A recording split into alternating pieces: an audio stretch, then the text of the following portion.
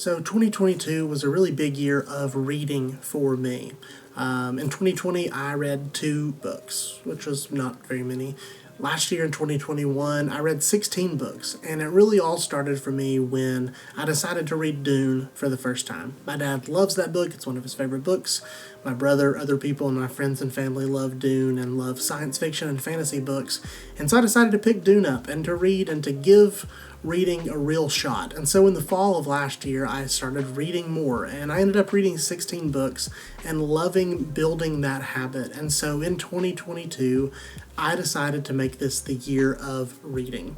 I tried to record this video the other day with my phone and like this really nice setup, and it all completely failed, and I recorded for 30 minutes and lost all the footage. So today I'm using OBS and using my webcam and my mic and my computer, and I just want to show you and just walk through this year of reading for me. So I'm going to come over here and pull up my Goodreads 2022 list. I finished 114 books in 2022, 57,608 pages read. I'm pretty excited and proud of that statistic. The longest book that I read was Oathbringer by Brandon Sanderson. Absolutely loved the Stormlight Archive. I don't think that Wool was actually only 58 pages. I think it's longer than that. But Wool by Hugh Howey is a great book, and Apple TV Plus is going to make a show out of it sometime. Average book length over 500 pages, which is pretty cool. All right, let's talk about some of the books that I read. I started off the year really strong with the 5th season by N.K. Jemisin. This series is a trilogy, and it is incredible. The way that N.K. Jemisin writes these characters and the way that she reveals things over time was incredibly good. Atomic Habits, this is a great book. I only read a couple nonfiction books this year, which is a big change for me from my normal reading habits. But Atomic Habits was a great book to read, and it helped me develop the habit of becoming a reader. And the idea of Atomic Habits is that you break things down to their smallest possible atomic level of what could I do about this. And so instead of saying, oh, I'm gonna, lose 50 pounds, you say, I'm gonna be a person who emphasizes health, right? Instead of saying like, I have to read 100 books.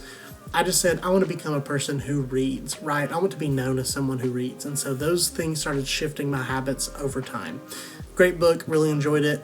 Midnight Library was good. Recursion, this book is awesome. If you want a standalone sci-fi book that will make you laugh, cry, mind blown, this book, and Dark Matter as well, which I read in 2021. Wool was really good. Billy Summers was good. 10,000 Doors of January. Dave Grohl, the storyteller. Oh my goodness, such a good book. Obviously, this came out before Taylor Hawkins passed away tragically this year. I think that knowing that would make this even more heartbreaking. Becky Chambers was good. Again, Wheel of Time was on a big Wheel of Time kick this year. Book 2 in the N.K. Jemisin series.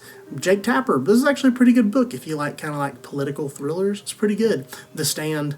Old Man's War. That was really good. Again, another sci-fi. The Stand. Oh my gosh. First big boy book that I read in 2022. Loved it. 5 stars. Would read it 100 times over if I could. Finished the Broken Earth trilogy, so good. Foundation, Shadow of the Wind, this was a really good book. All right, Jade City, this book was awesome. If you're looking for a fantasy trilogy that's more modern, that's not swords and kings and European, this book, Fondly, incredible.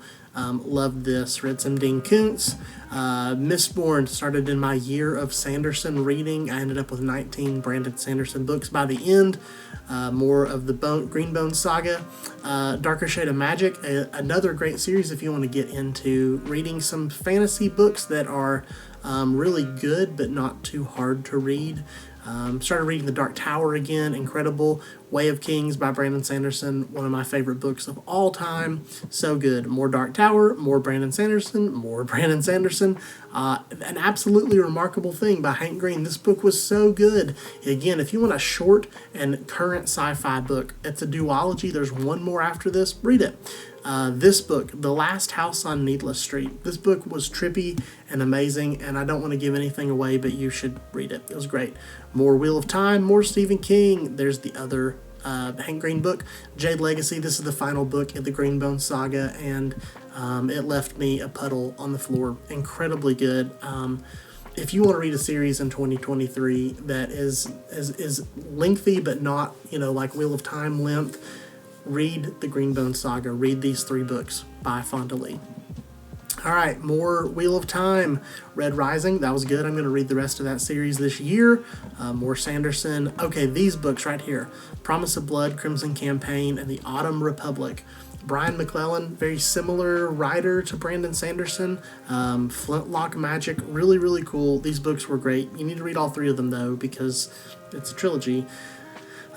Stephen King Revival, great one-off book. More Brandon Sanderson, more Wheel of Time, more Stephen King, another N.K. Jemisin book. Love this one as well. Dark Tower, here I am kind of honing in on the end of the Dark Tower, and I got to the end of that journey, and it was incredibly good. I love the Dark Tower. I could do a whole video about how much I love the Dark Tower and why you should read it. Another Brian McClellan book that just came out this year, In the Shadow of Lightning. Very good. More Wheel of Time. This book was good, Gods of Jade and Shadow. More Wheel of Time. And I'm getting close to finishing. There it is, A Memory of Light. Finished Wheel of Time. Puddle on the Floor. 14 books. An incredible journey.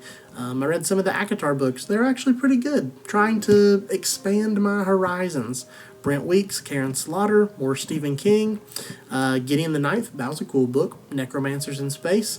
The Lies of Locke Lamora, this is the first in a trilogy that I really enjoyed. More Grady Hendrix. This book by Scott Smith, The Ruins, was just, the vibes were there, and it was really good. Really good, you should read that. Joe Hill, this is Stephen King's son. Love this book. Fireman, very good. All right, Brother by Anya Alborn. This book messed me up, man. I live in Appalachia. I think it's written from people who live in West Virginia, but rough, but good. This book, Tender as the Flesh. If you can stomach reading this book, I highly recommend that you read it. It's a lot.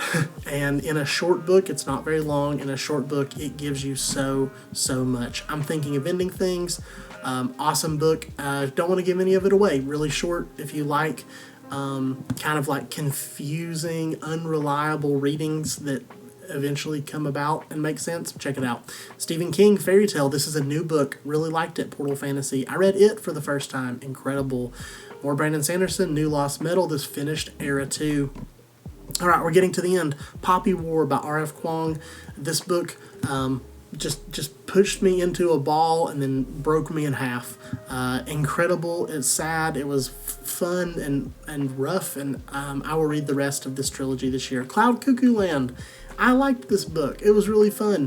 A lot of Brandon Sanderson on here, but if you would like to get into Brandon Sanderson and you have never read his books, I would highly suggest you read The Emperor's Soul or Warbreaker. The Emperor's Soul is a really short book, and Warbreaker is a longer 600 plus page novel. Both of them are very good. I also read The Bone Ships by R.J. Barker. It was enjoyable. I'll probably read more of them eventually. And Babel by Rf Quang, who wrote the Poppy War trilogy. This book just also wrecked me. So if you haven't read Babel, I would highly suggest that you do that.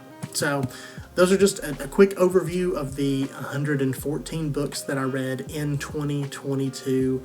What are some of the best books that you read? Leave a comment below and let me know. I'm also building my list for 2023. I'll make another video soon and share that with you. I also need to share my cool Notion setup of how I keep track of all the books that I'm reading.